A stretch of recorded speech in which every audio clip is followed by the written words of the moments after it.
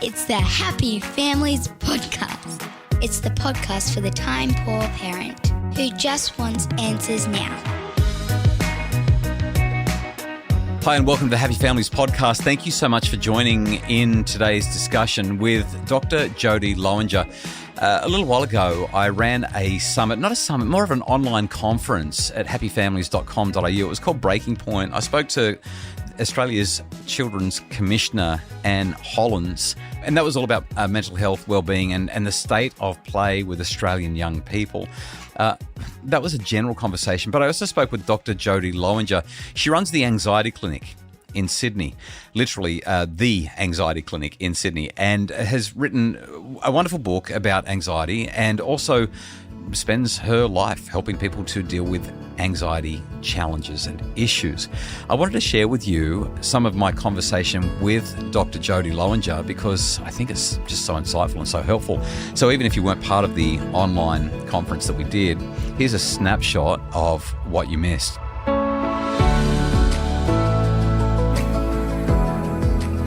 My first question for you is just how prevalent is anxiety among adolescent girls?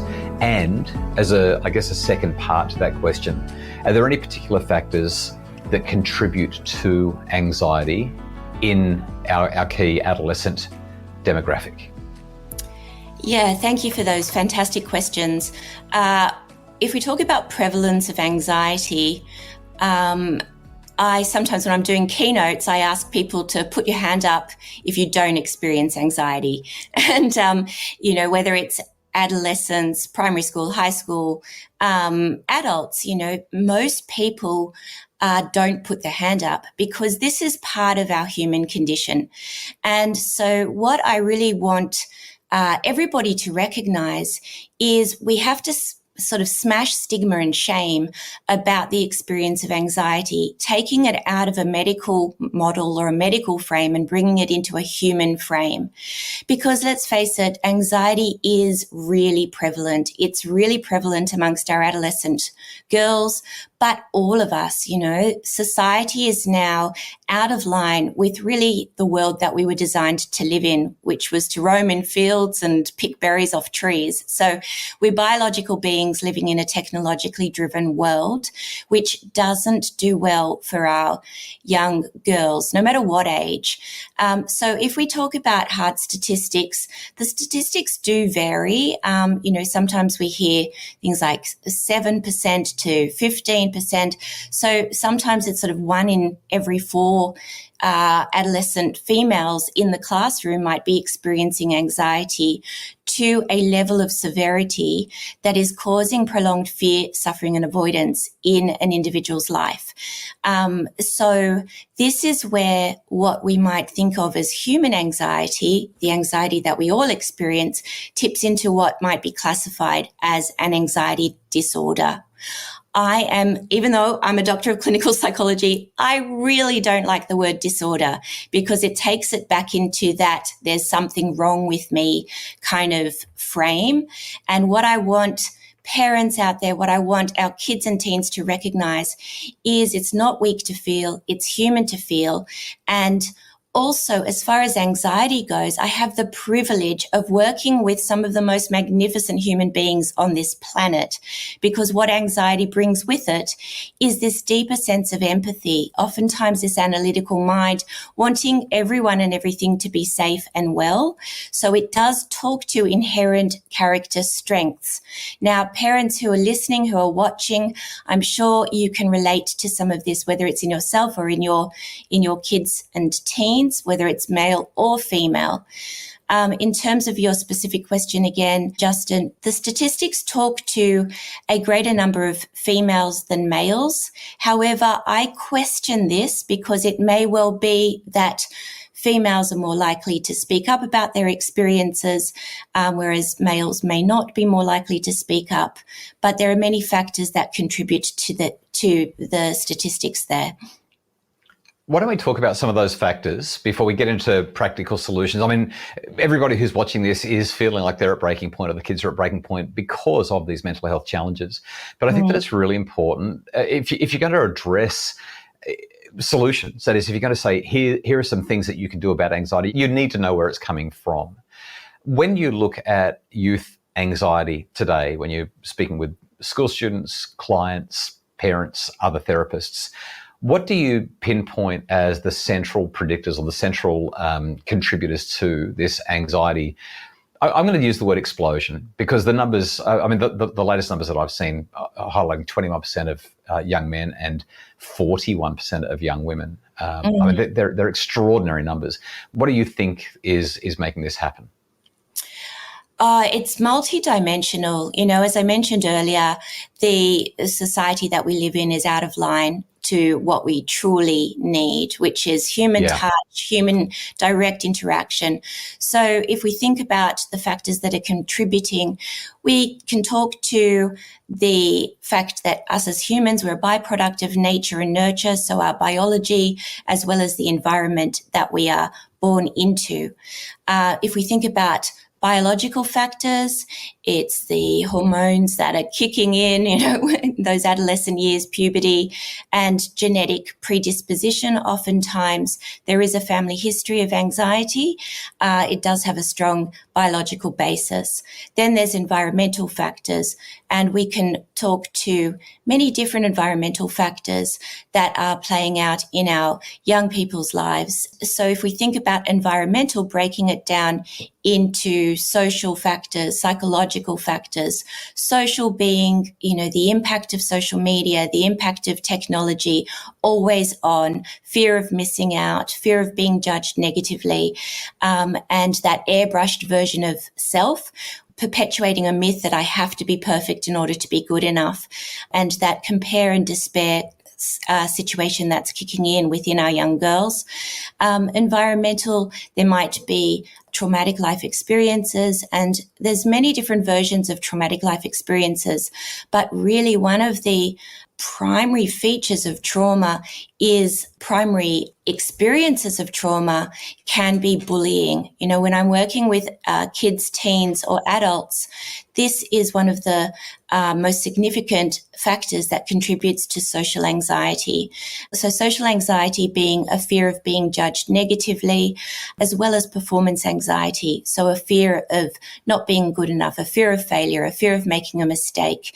And some of these environmental contributors really play into these particular kinds of anxiety presentations. Notice I don't say anxiety disorder because really it's impacting, as you talked to some really profound statistics there, this is a factor that we need holistic intervention in schools. We need to break down stigma. We need to take on even more of a coaching philosophy in a therapeutic environment as opposed to a clinical philosophy in a therapeutic environment where we are helping all girls.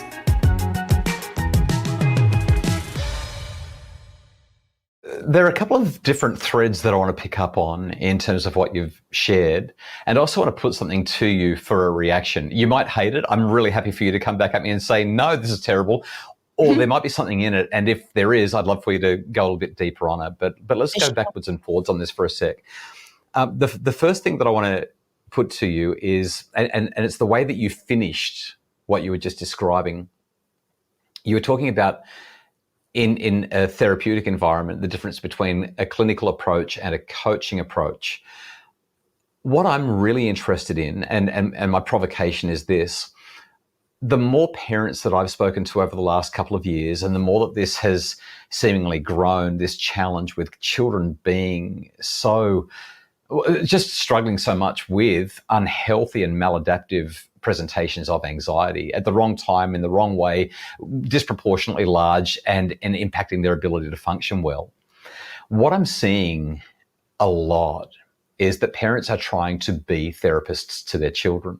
That parents are trying to step in and, investigate those feelings. And now, emotional intelligence is really important, but emotional intelligence doesn't mean being a therapist. And I think that it's important to draw a distinction there. I don't think that parents getting into the nitty-gritty of what is driving children's anxiety and trying to have lots of conversations with them about it and checking in with them about their anxiety and having ongoing discussions about their feelings, I don't think it's helping. I think that it's magnifying and amplifying I think that it's exacerbating the anxiety challenges that kids are having because parents are trying to be therapists. I know it's a provocative thing to say, and I know I've kind of put you on the spot with it, but I wonder if you have any initial reactions to that. I would challenge that, to be honest, Justin. I would challenge it because I want parents to feel empowered to lean in, because this is one of the most important factors. Parents are actually scared to have open conversations for fear of actually not getting it right. And so what parents can do typically is avoid the conversations, avoid the validation, avoid leaning in. So I would much rather parents feel confident and empowered and equipped with the tools to build emotional literacy from the ground up. When I'm in the clinic working with children and teens, I see parents as an absolutely fundamental piece in that puzzle. And because as a therapist, we have to think about working in a very united way with parents, with educators, with ourselves, and empowering children and adolescents to be equipped with the skills to be able to help themselves as well. So I would only want to deliver positive and empowering messages to parents. If they are motivated to learn how to do the skills, then all the better for it is my reaction to that. So research definitely points to the most effective therapy when children are dealing with any kind of psychological challenge. The most effective therapy is actually with the parents, not the kids, because the kids walk out and then they forget what to do anyway, whereas the parents are going to be much more effective in providing the support to their kids. 100%. We have to build a consistent language and all lean in and recognize we're all on the same page. We all want the best for our children, for our adolescents. I have 3 kids myself, all filled with magnificent complexity and challenge. It is never easy. It is so hard as a parent, and my poor kids, imagine having a clinical psychologist as a mum. It's like, talk about leaning in. So I think that parents feel at a loss, what the hell do I do? This is so tough. And so I love the notion of parents leaning in, to be honest. And in that leaning in, it's thinking about how can they do that in the best possible way. And there are so many ways that they can. Ultimately, and if I think about what are the key factors to transformation in a clinical context or facilitating transformation, it's not just the power of the skills and the strategies and the toolkit, let's say. It is so much the power of the relationship. And I'm so thrilled to say that at the Anxiety Clinic, we've got a huge team of magnificent psychologists that are all down to earth and really ignited and inspired about those intangibles, which is building trusting relationships in a confidential capacity. And parents can absolutely fulfill this role. So what are the key factors in that space? It is leaning in, but it's not jumping quickly to problem solving. As parents, we're fixers, right? I'm sure, Justin, you can relate to this. You want to take your children's pain away. You want to fix and solve their problems. But sometimes the most effective way to help our children and help our teens is to validate, to acknowledge, to say, wow, that is tough. That when you acknowledge, so people, whether it's in a therapeutic context again or in a coaching context, we miss that validation piece. We jump straight to problem solving. So I cannot emphasize enough, it's about acknowledging the emotions that that our kids, that our teenagers are experiencing, whether it's boys or girls. There are so many similarities, and it's saying, this sounds really tough and I hear you. Because if we jump to problem solving straight away, what do our kids say, Justin, when we jump to problem solving and we say, you know what, you should do X, Y, and Z. I've been there before. I've experienced this. Why don't you just do such and such? What's the reaction that you get in your home? Oh, but it makes kids feel incompetent. It's kind of like we've just told them that they're not able to do it, and we're there to save the day. I think that it cripples our kids, even to the point where you said before there's a natural inclination on the part of parents to make sure the kids don't go through that suffering, that hard thing. Yes. I'm a little bit strange like this, but when I see my kids suffering, my heart says, oh, this is so tough for you. But I say to my kids, this is really good for you. It's really hard for me to watch and I want to help you, but I'm so excited to watch you struggle through this because the struggle makes you stronger. That approach, it's got to be a resilience building approach. And so for me, but I know that that's not normal. I know I'm a bit weird like that.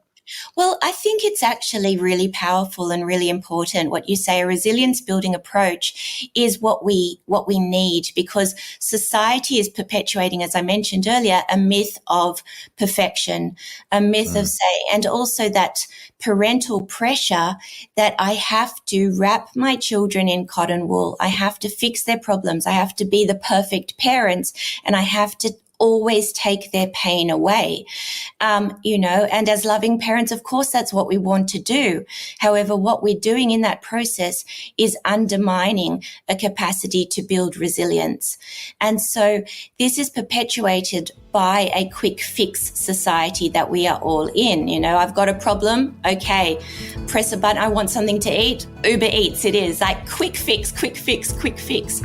And so what you are delivering with your children is a message that I believe in your ability to come up with solutions for yourself.